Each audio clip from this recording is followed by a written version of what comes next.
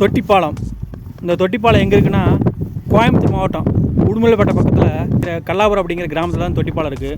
இந்த தொட்டிப்பாலம் எதுக்காக கட்டுறதுன்னா பள்ளமான பகுதியிலேருந்து மேடான பகுதிக்கு விவசாய நிலத்துக்கு தண்ணி போகிறதுக்காக தான் தொட்டிப்பாலம் கட்டுறது. இந்த தொட்டிப்பாலத்தை வந்து நம்ம தமிழ் சினிமாவில் டைரக்டர் விக்ரமன் டைரக்ஷன் பண்ண வானதபல படத்தில் விஜயகாந்த் நடிச்சிருப்பார் இல்லையா, அந்த படத்தில் விஜயகாந்த் இந்த கேப்பை கீழே தான் உட்காந்துருப்பார்.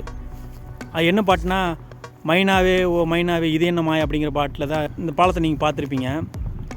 வினிதா நடிச்சிருப்பாங்க இல்லையா, வினிதாவும் பெரிய அண்ணன் விஜயகாந்த் நடிச்சிருப்பார் இல்லையா, அந்த சாங் இங்கே எடுத்தது தான்.